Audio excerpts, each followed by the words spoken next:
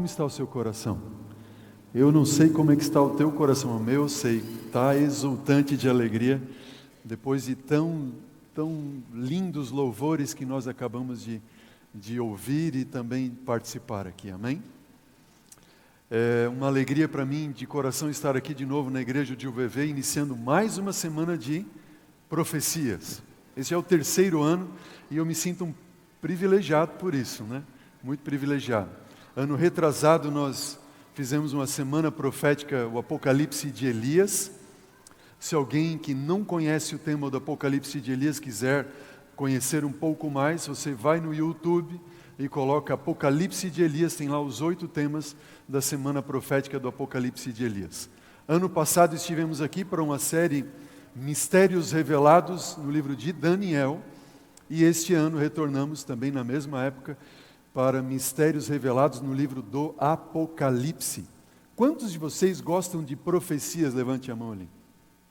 Eu sou apaixonado pelas profecias bíblicas, Daniel e Apocalipse, e eu confesso a vocês porque quando eu comecei a preparar esta série, Deus vinha me abençoando tanto com os estudos do Apocalipse, que eu compartilhava com a minha esposa e dizia: Mede, que bênção isso, e que bênção isso que eu aprendi, e aquilo outro, ia compartilhando com ela. E nós vamos ter nessa semana, uma semana muito abençoada de estudo no livro do Apocalipse. Nós iniciamos hoje, e o primeiro tema que nós vamos estudar hoje é princípios de interpretação profética. Nós hoje vamos estabelecer uma base para que você tenha uma ideia de como nós interpretamos as profecias e por que interpretamos, como interpretamos. Para nós entendermos qual é a chave para nós compreendermos as profecias. Você sabe que existem muitas interpretações e formas de interpretar a Bíblia, especialmente as profecias. E hoje nós vamos estabelecer aqui um fundamento. Bom, nós entendemos a Bíblia e as profecias desta forma, por este, por aquele e por aquele outro motivo. A partir de amanhã à noite, nós vamos então mergulhar diretamente no livro do Apocalipse, começando com o Apocalipse no capítulo 1, e vamos seguindo sucessivamente, então, o capítulo 2, tendo uma ideia não tão profunda, mas vamos ver alguns pontos bem interessantes sobre as igrejas de Apocalipse capítulo 2, capítulo 3.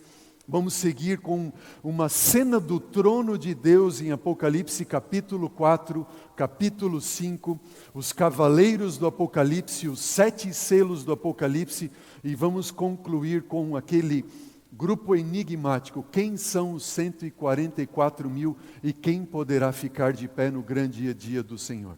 Bom, está aqui só uma ideia geral daquilo que nós vamos estar estudando nessa semana, e eu quero pedir para que você ore, para que Deus nos dê sabedoria para apresentarmos os temas e assim juntos crescermos nos estudos das profecias, amém?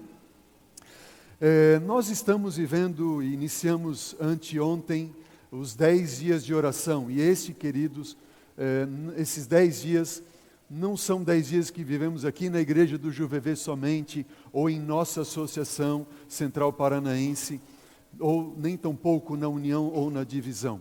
São 10 dias de oração que a igreja adventista no mundo dedica para a busca do derramamento do Espírito Santo. E você não pode ficar fora desse movimento. A igreja tem se reunido de manhã, à noite estaremos aqui reunidos, orando, estudando a Bíblia e clamando para que o Espírito Santo de Deus seja derramado. Mas para isso deve haver uma mudança em nosso coração, é ou não é verdade? Nós precisamos de uma transformação, nós precisamos de um milagre em nossa vida, e eu queria dar a oportunidade a você nesse momento, antes de nós começarmos o estudo de hoje, o seminário de hoje, que você tivesse um tempo de oração e dedicação da sua vida a Deus nesse momento. Da forma como você está, feche os seus olhos nesse momento e ore a Deus. Entregue a sua vida ao Senhor. Ore a Deus. Peça a Deus uma bênção especial para a sua vida. Abra o seu coração, confesse os seus pecados. Clame pelo derramamento do Espírito. Se você está angustiado, você está sofrendo, tenha certeza de que Deus está ouvindo a tua oração, porque Ele te ama e Ele entregou o seu Filho para morrer por ti. Abra o seu coração a Jesus. Converse com Ele.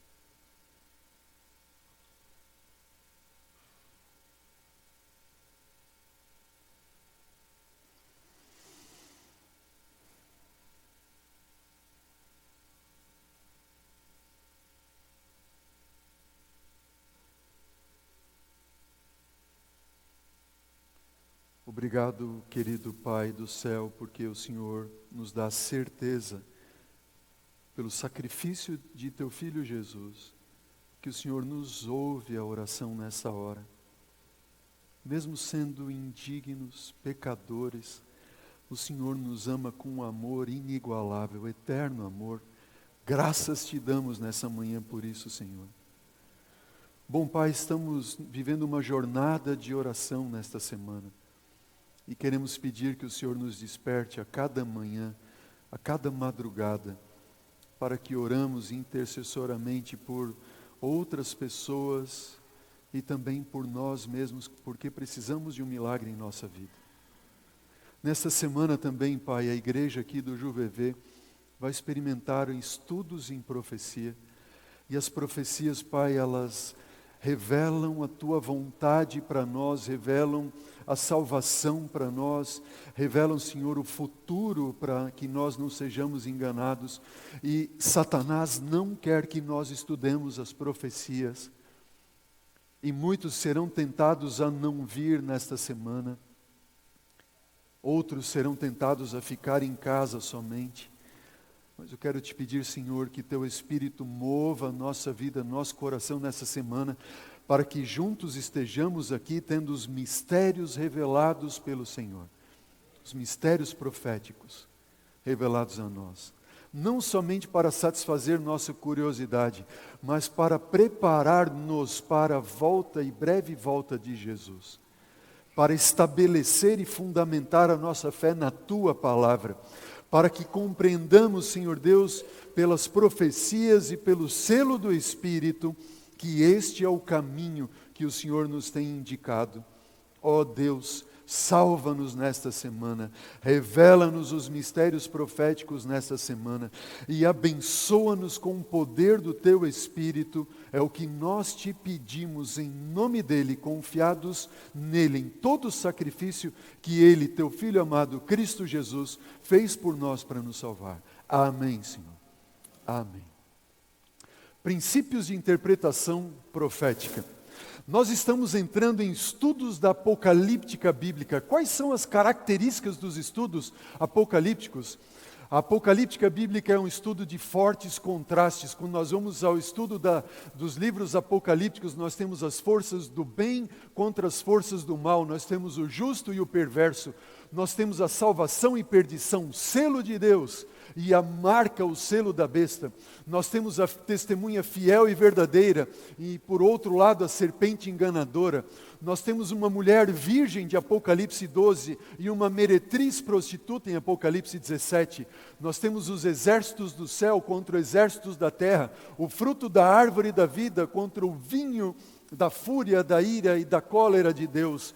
Nós temos a Nova Jerusalém e Babilônia queimando em fogo. Temos um mar de vidro e o lago de fogo. Temos o cordeiro e o dragão. O livro do Apocalipse é um livro extraordinário que apresenta esses fortes contrastes. Por que existem tantas interpretações da Bíblia? Eu estou conversando com você aqui agora, outros nos assistindo através da internet, e você fica pensando, que igreja eu sigo, que palavra eu devo seguir, para onde eu devo ir? Um fala uma coisa, outro fala outra coisa, um interpreta a Bíblia de um jeito, outro interpreta a Bíblia de outro jeito. Como eu saber qual é a interpretação correta? Como eu compreender, como eu posso saber que eu estou indo no caminho certo e não estou sendo enganado? A palavra de Deus nos dá chaves para nós entendermos. Nós precisamos entender, queridos, que quando as pessoas ou qualquer um vai à Bíblia para estudar, existem alguns métodos de interpretação da Bíblia, de profecia. Quando eu estudei teologia, por exemplo, eu me lembro do meu professor de hermenêutica, o Dr. Reinaldo Siqueira, dizendo, bom, quando nós vamos à Bíblia, estudar a Bíblia, seja qualquer palavra, e especialmente as profecias, nós devemos nos despir dos nossos preconceitos. E esse é o exercício mais difícil.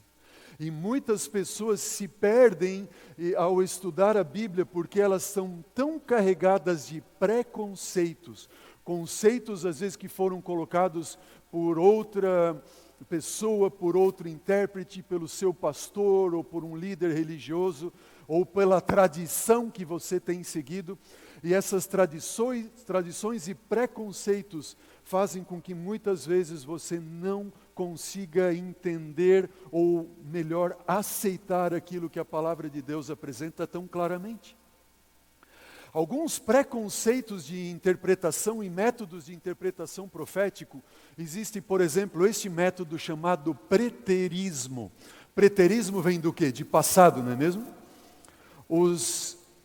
Aqueles que interpretam a Bíblia, os preteristas, eles acreditam que João, no livro do Apocalipse, ele escreveu exclusivamente para o seu tempo. Entenderam? As pessoas que têm esse preconceito preterista, eles vão à Bíblia e entendem, bom, João ele escreveu somente para aqueles que viviam nos seus dias. O método exegético da interpretação da Bíblia, criado pelos jesuítas, estes jesuítas é que criaram o preterismo. E o preterismo considerou todas as profecias do Apocalipse como estando cumpridas somente no primeiro século. João escreveu apenas para os seus dias. Para os preteristas, esse método de interpretação, todos os elementos de profecia se cumpriram no passado, ou seja, não há nada que se cumprirá no futuro. Para os preteristas, a maioria das profecias foram escritas antes, ou melhor, depois de o fato já ter acontecido. Eles sugerem que o livro de Daniel foi escrito no 2º século antes de Cristo e não no 5º, 6º século antes de Cristo. E o livro do Apocalipse está restrito ao 1º século da era cristã.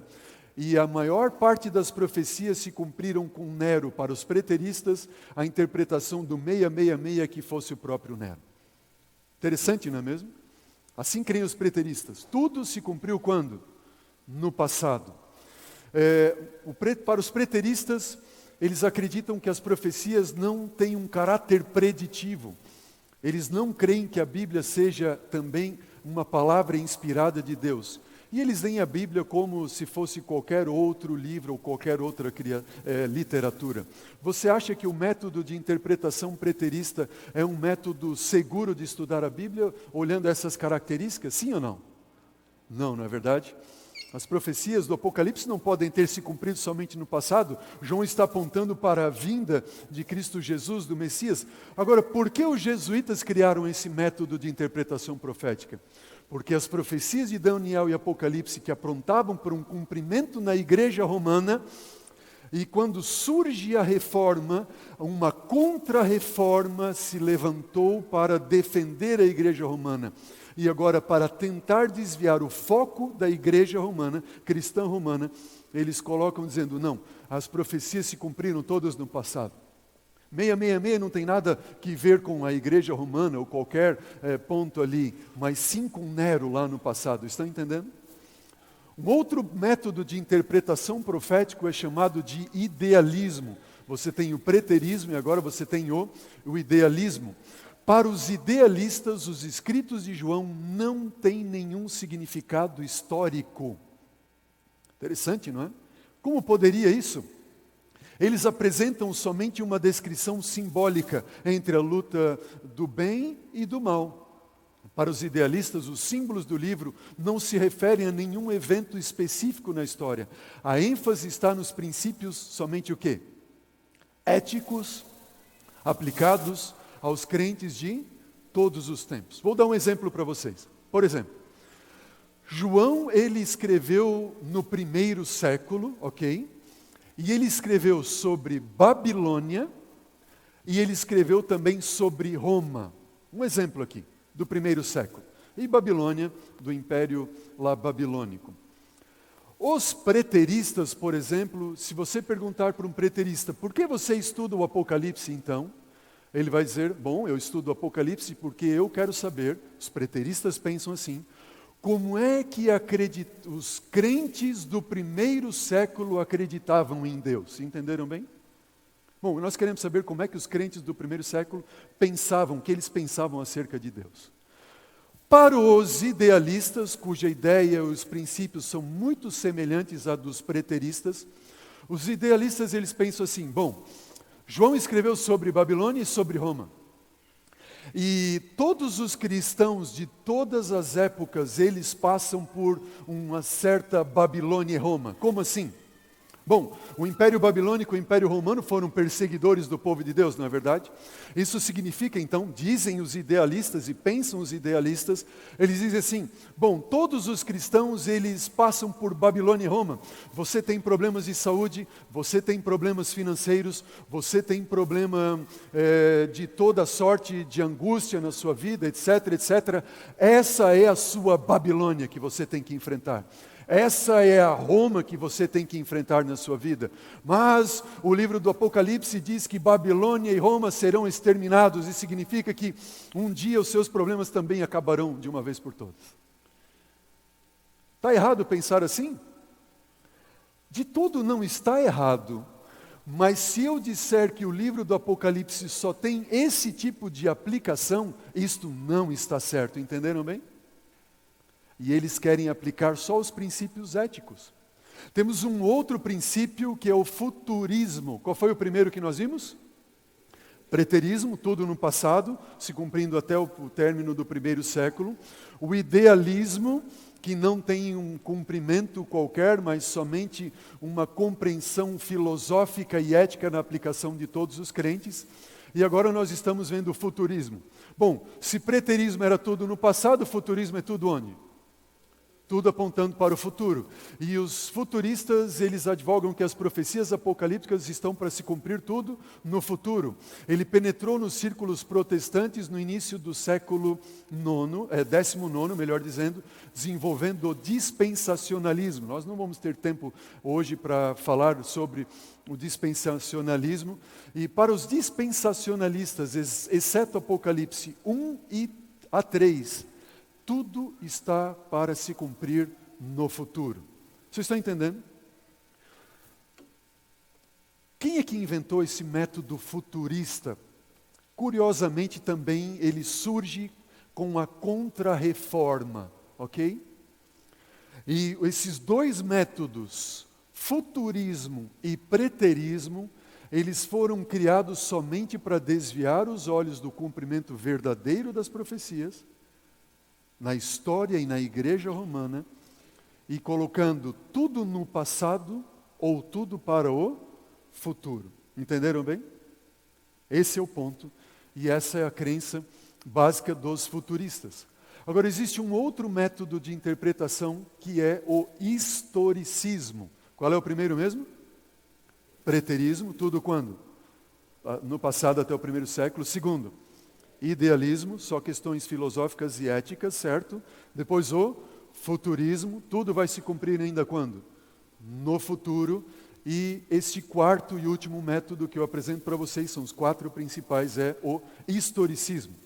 O que creem ou no que creem os historicistas? O método historicista entende que as profecias de Daniel e Apocalipse encontram o seu cumprimento quando? No tempo histórico, por meio de uma sequência de eventos que vão desde o tempo do profeta até o estabelecimento do reino de Deus no fim do mundo. Como é que é isso? Por exemplo, nós temos aqui o sonho de Nabucodonosor, que é a primeira revelação profética apocalíptica que nós temos na Bíblia, no livro de Daniel, no capítulo 2. O rei Nabucodonosor, que era o rei do Império Babilônico. Ele teve um sonho, ele não lembra do sonho, e ele manda matar todos os sábios que não podiam interpretar o seu sonho. E Daniel pede um tempo, ora a Deus, e Deus revela a ele qual era o sonho e também a sua interpretação. E você pode encontrar isso em Daniel 2.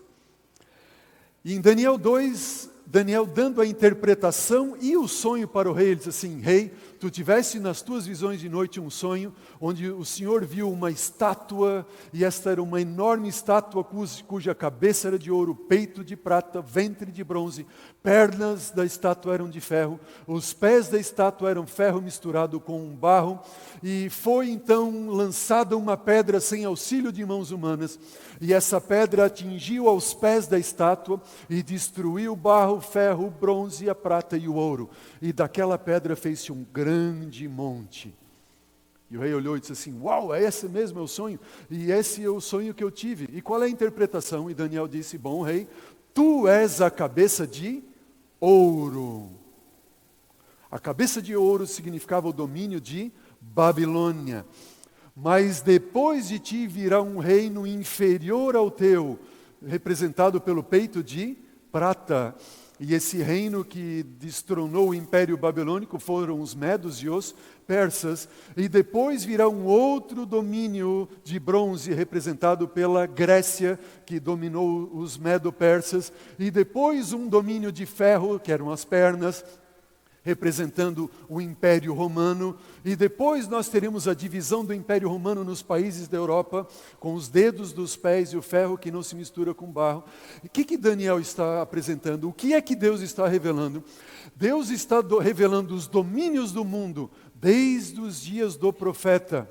Babilônia, Medo-Pérsia, Grécia, Roma, os países da Europa, que não se uniriam assim como o ferro não se une com o barro, até o estabelecimento do reino eterno de Cristo, representado pela pedra, que destruiria todos os reinos e domínios desse mundo, e o seu reino e domínio seriam eternos. Amém?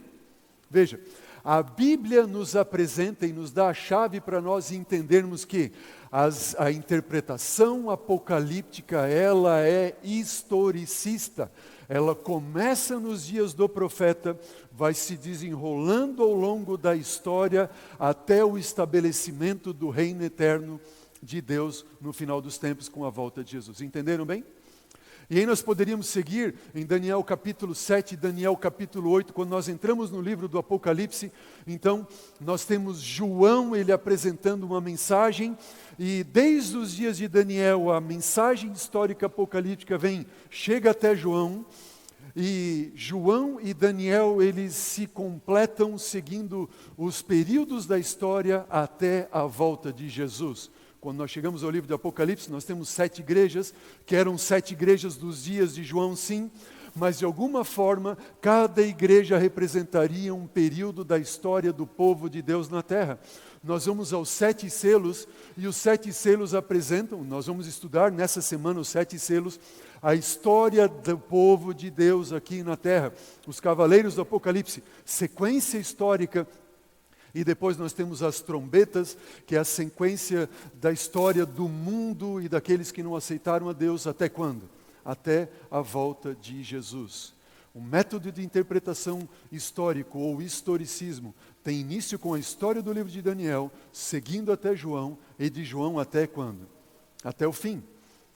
A abordagem futurista e preterista, por incrível que pareça, tiveram a mesma origem, como eu já falei, e foram criadas com o mesmo objetivo. Existem outras abordagens, além dessas 4 principais que apresentamos, existem várias outras formas de interpretação, como uma fusão entre futurismo e preterismo, e historicismo, ou futurismo, que tende a se tornar mais um achismo do que qualquer outra coisa. Entenderam bem? Por isso nós precisamos ter a compreensão de como a Bíblia mostra para nós a revelação profética. Um outro ponto importante para nós estudarmos e compreendermos a revelação da apocalíptica bíblica está fundamentado naquilo que nós compreendemos como sendo pensamento oriental. E notem, o pensamento oriental, ele é o pensamento bíblico, e por outro lado, o pensamento ocidental grego. Entenderam bem? Notem. O Antigo Testamento foi escrito em hebraico, certo? O Novo Testamento foi escrito em grego. No entanto, muito embora a linguagem do Novo Testamento seja o grego, o pensamento é oriental bíblico. A língua é ocidental, o grego, certo? Mas o pensamento é oriental bíblico. Todo ele. Entenderam bem?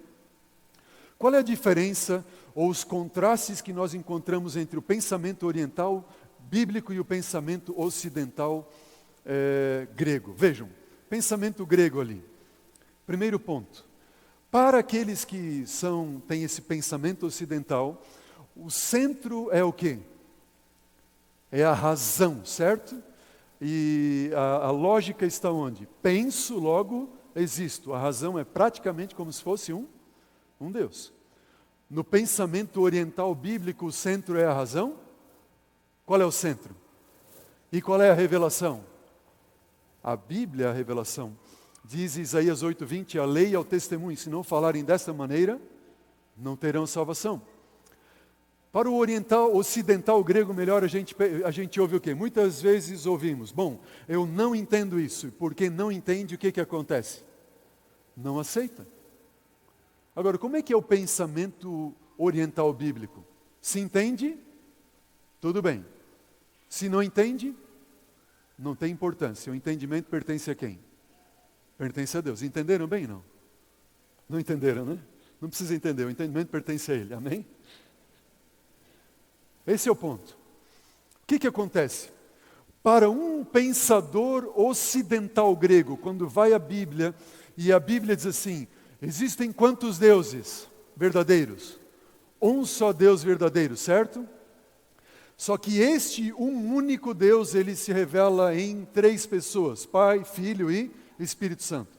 Um pensador ocidental grego, ele vai dizer assim, eu não entendo esse negócio. Se é um Deus, é uma pessoa só, não é 3 e acabou. E aí ele diz assim, Filho não é Deus, Espírito Santo não é Deus. E um oriental bíblico, ele diz assim, bom, eu não entendo como é que um Deus pode ser 3 pessoas. Também não precisa entender. Se ele falou que é assim, amém. Entenderam bem? Agora, você não entende, eu não entendo como é que a imagem chega naquela tela lá. Aliás, eu não entendo como é que um computador pode a gente fazer tanto desenho, tanta imagem. E eu também não entendo como é que o sinal da internet está chegando lá na tua casa, por exemplo, agora. No mesmo momento que eu estou falando. Mas eu sei que isso acontece.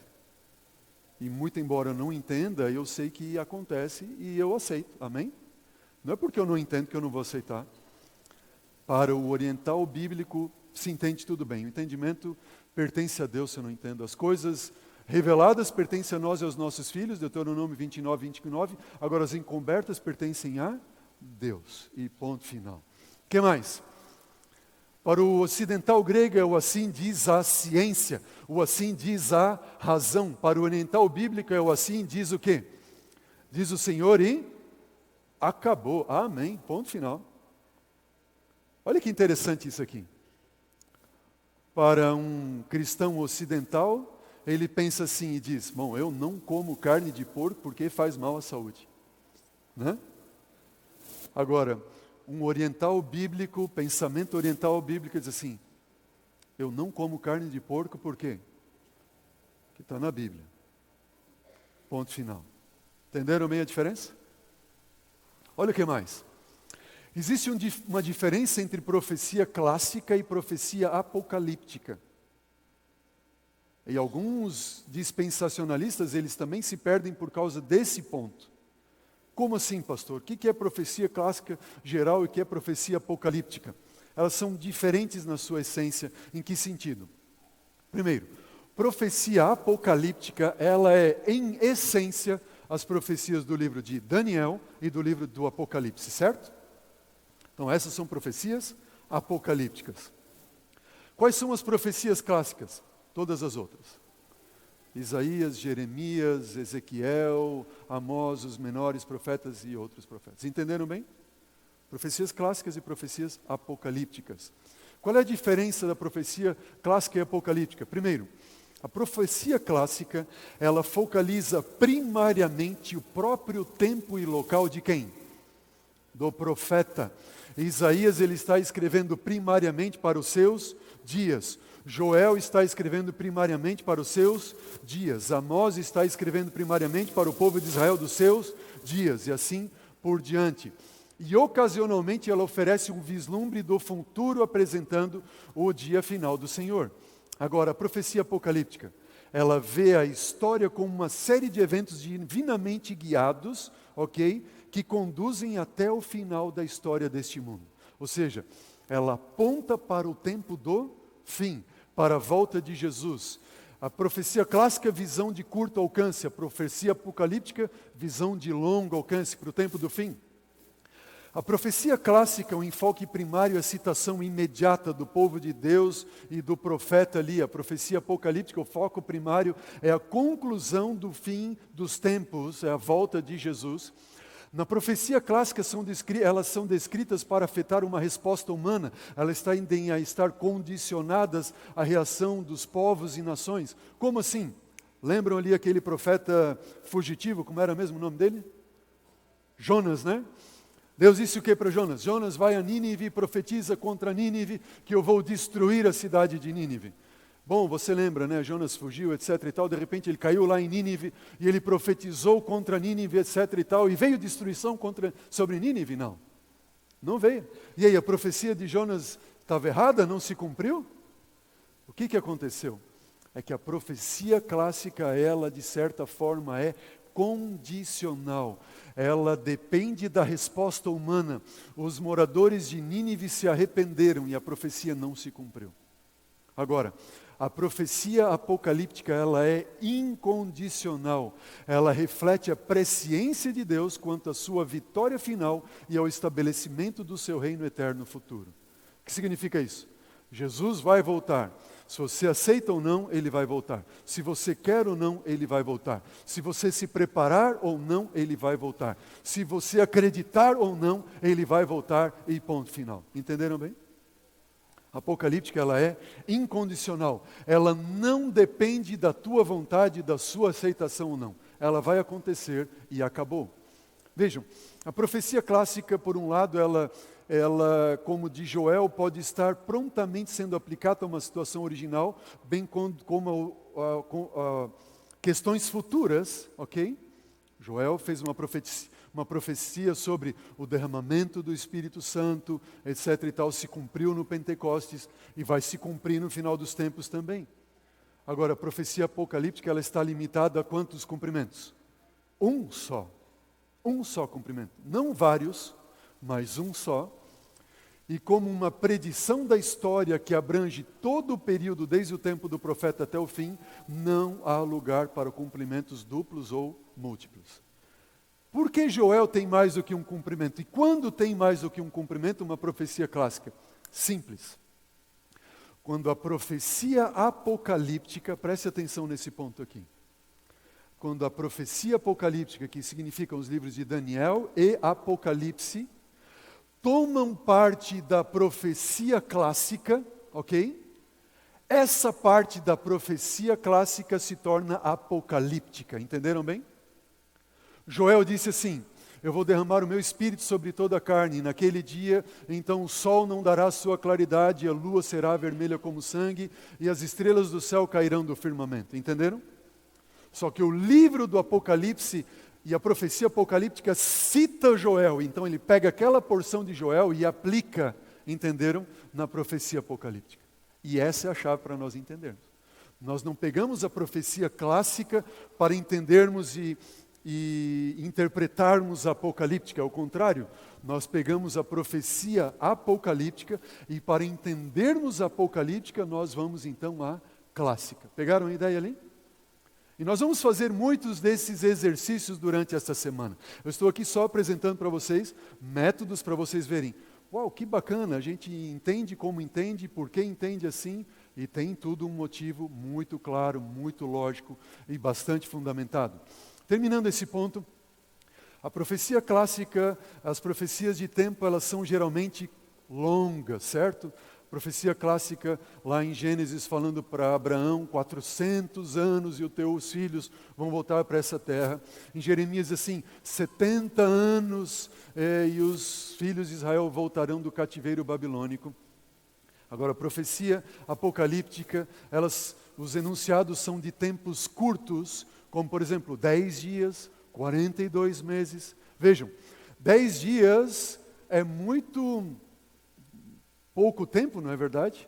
42 meses são 3 anos e meio, não é verdade? São 1.260 dias, só que esses 1.260 dias, cada dia na Apocalíptica corresponde a quanto tempo? Um ano. Então esses 42 meses, 1.260 dias, correspondem a 1.260 anos. É muito mais tempo do que 70 anos da profecia clássica. Então, os enunciados da profecia clássica são termos longos, mas o período é curto. E os enunciados da profecia apocalíptica são períodos curtos, enunciados curtos, mas períodos longos. E a Bíblia, ela deve ser a sua melhor intérprete. Acreditamos firmemente que o livro sagrado não provém de particular interpretação, exposição ou explanação. E esse fato da inspiração divina nos assegura que as Sagradas Escrituras são verdadeiramente confiáveis. O que disse Pedro ali? Pedro ele disse, primeiramente, porém, saibam que nenhuma profecia da Escritura provém de interpretação pessoal ou particular, porque nunca, jamais qualquer profecia foi dada por vontade de homens. Entretanto, homens falaram da parte de Deus, movidos por quem? Pelo Espírito Santo, amém? Tem alguma coisa da Bíblia que não foi inspirado por Deus? Não, nenhuma. Tudo aqui foi inspirado por Deus.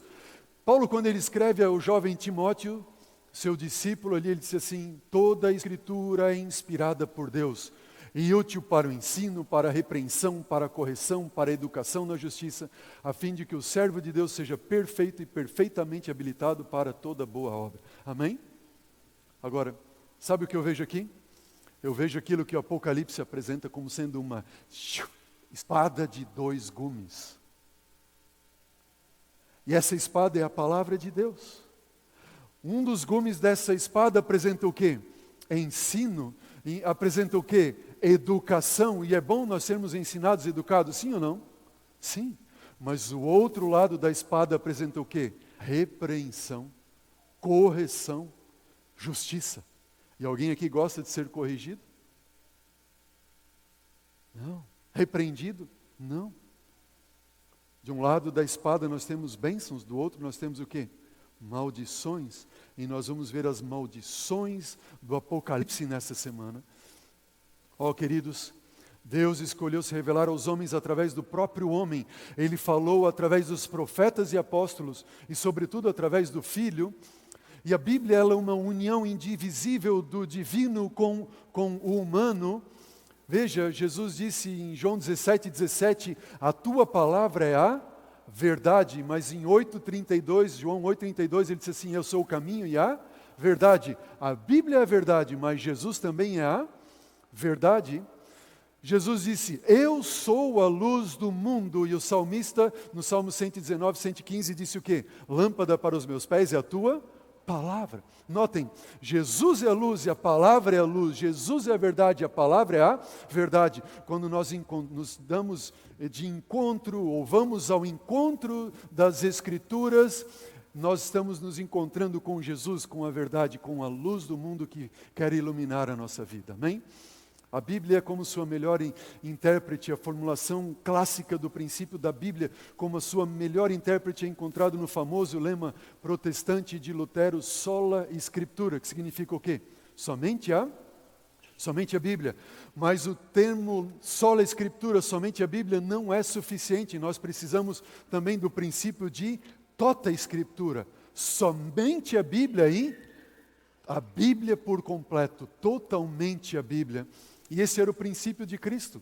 Jesus fala de somente a Bíblia e toda a Bíblia. Disse lá em Jesus em Mateus 4:4, nem só de pão viverá o homem, mas de toda a palavra que só procede da boca de Deus. E nós temos em nossas mãos a palavra de Deus, e nós podemos viver através dela.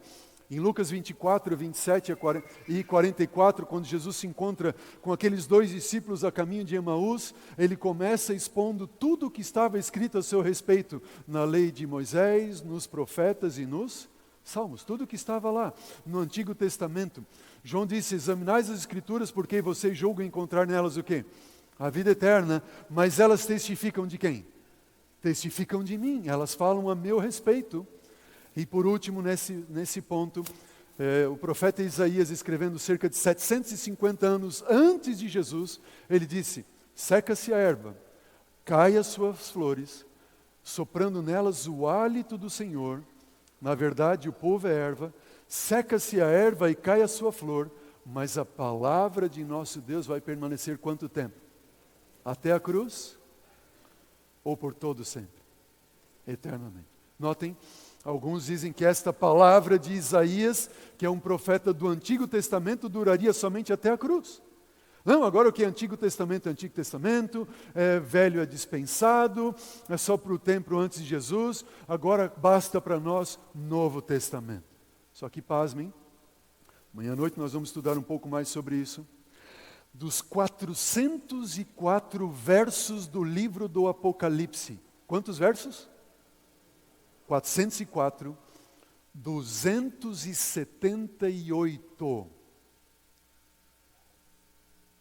fazem alusões diretas e citações diretas e indiretas do Antigo Testamento. Como é que nós vamos entender o livro do Apocalipse se a gente não tem o Antigo Testamento? Impossível. Dos 404, 278 alusões diretas e indiretas do Antigo Testamento. E o Antigo Testamento, amanhã você vai começar a ver isso, é a principal chave de interpretação profética. Bom, a Bíblia não pode ser estudada de qualquer jeito. Embora as Escrituras sejam a verdade, elas também contêm verdades características. Por exemplo, existem passagens que contêm uma mensagem específica dentro do seu próprio contexto. Existem passagens que são melhores compreendidas quando comparadas com outras do mesmo tópico. Porém, se combinarmos passagens que são absolutamente verdades nelas mesmas, com outras fora do seu contexto, nós chegaremos a uma conclusão completamente infundada. Estão entendendo? Por isso que nós temos que entender as verdades do contexto, dentro do seu contexto, dentro das abordagens bíblicas ali. Critérios básicos de interpretação. E aqui nós vamos fazer um resumo de tudo que nós vimos até agora e concluir o estudo desta manhã. Primeiro, qual é a origem da Bíblia? Vamos ler juntos? É a palavra de Deus inspirada pelo Espírito Santo. Se você crê assim, diga amém, eu creio. Amém? Toda a Escritura aí, somente as Escrituras. Autoridade, toda a Escritura e somente a Escritura. A Bíblia é um registro autêntico e confiável da história e dos atos de Deus na história. Os atos sobrenaturais são igualmente verdadeiros. Eu entendo, eu não entendo, eu aceito, assim diz o Senhor. A Bíblia é um livro, não é um livro como qualquer outro, ela é a combinação indivisível do divino com o humano, assim como Jesus. A Bíblia é verdade, Jesus é a luz, a Bíblia é a luz. Jesus é uma união do divino com o humano, a Bíblia é a união do divino com o humano. Espírito Santo soprando nos seus agentes, nos profetas. O intelecto humano não está sujeito à Bíblia, não está igual a ela, o intelecto humano, melhor dizendo, está sujeito à Bíblia, não está igual a ela, nem é superior a ela. Entendem? A Bíblia está acima de nós. Nós nem tampouco estamos no mesmo nível que ela, e nós não estamos acima dela. Ela está acima de nós. Nenhum de nós é uma união divina e humana. A Bíblia é, Jesus era, e nós devemos nos sujeitar à palavra do Senhor. Critérios básicos de interpretação que nós vamos estudar nessa semana, pensamento ocidental grego e oriental bíblico, para nós entendermos as profecias, a diferença entre profecia clássica, geral e apocalíptica, a Bíblia como sua melhor intérprete, e nós vamos adotar o método historicista, porque entendemos que este é o método bíblico, começando nos dias do profeta, transcorrendo a história até a volta de Jesus. Bom, até aqui fica suficientemente claro que qualquer abordagem apresentada ou baseada em outro critério pode ser considerada suspeita. O que você acha? Faz sentido ou não? Pode ser considerada suspeita. E ao interpretar as profecias, temos que ter em mente que, primeiro, a Bíblia reivindica o poder de Deus para predizer o futuro. Deus diz na sua palavra, em Isaías 46:10, eu sou Deus, eu sou o Criador dos céus e da terra, eu anuncio as coisas que hão de vir, mesmo antes delas acontecerem. Eu anuncio desde a antiguidade tudo aquilo que vai acontecer no futuro. Segundo ponto, a profecia, ela tem, queridos, um propósito moral. Ela não foi escrita meramente para satisfazer a curiosidade acerca do futuro. Sabe por quê? Sabe quantas vezes é mencionado o cordeiro no livro do Apocalipse? 32 vezes. Só uma palavra cordeiro. Tudo aponta para o cordeiro. E o cordeiro. E o cordeiro. A Bíblia começa com uma revelação do cordeiro. Foram feitas, e Deus fez vestimentas de peles para Adão e sua mulher e os vestiu. E a Bíblia termina com o cordeiro, aqueles que lavaram as suas vestes no sangue do cordeiro. Começa com o cordeiro e termina com o cordeiro. Ao interpretar as profecias, nós temos que ter em mente que elas foram escritas para fortalecer a nossa fé. Amém? Falo para alguém nessa manhã que está com a sua fé vacilante. Vem essa semana e a sua fé vai ser tão fortalecida pelo poder da palavra de Deus, que como eu depois de fazer isso tudo, você vai dizer, amém Senhor, é lindo demais. Amém? Você vai ver a sua vida sendo restaurada, a sua espiritualidade sendo incendiada pelo poder da palavra e do Espírito Santo de Deus. E as profecias, elas foram escritas para promover santidade de vida e para nos preparar para a volta de Jesus. Amém? Você quer se preparar para a volta de Jesus? Quer ter a sua vida fortalecida? O livro do Apocalipse, ele começa dizendo, felizes, bem-aventurados aqueles que leem, aqueles que ouvem as palavras da profecia e guardam as coisas que nela escritas, porque o tempo está próximo. E ele termina dizendo, eis que eu venho sem demora. Felizes aqueles que guardam as palavras da profecia desse livro. Amém? Como é que você vai guardar se você não conhece? Você quer ser feliz? Guarde, venha conhecer a mensagem profética de Deus para a sua vida nessa semana. E você vai ter a sua fé estabelecida, sua espiritualidade reavivada, sua vida sendo santificada. E você estará se preparando então para o breve retorno de Cristo Jesus. Amém? Nos vemos amanhã à noite. O tema de mistérios revelados de Cristo no Apocalipse. Vamos começar, Apocalipse 1, não falte. Deus tem verdades maravilhosas para revelar a você. Nós vamos concluir o culto, o coral vai cantar, é isso? Última mensagem. E após o coral cantar essa música, nós vamos então despedir-nos com uma oração. E eu pergunto a você, enquanto o coral vem à frente, quantos de vocês gostariam de assumir um compromisso com Deus, não comigo, de estar nesta série para ter a sua vida transformada e reavivada pelo Espírito Santo de Deus? Levante a sua mão. Compromisso com Deus, não comigo. Senhor, eu quero assistir, eu quero estar aqui estudando a Tua Palavra, não porque o pastor vai pregar, não porque alguém vai pregar, mas porque eu tenho certeza que o Senhor vai falar ao meu coração, amém? Porque o Senhor vai reavivar a minha vida espiritual, porque o Senhor vai estar me preparando para Teu breve retorno nesta semana. Que Deus te abençoe grandemente. E amanhã nos vemos aqui, 19 horas e 45. Amém.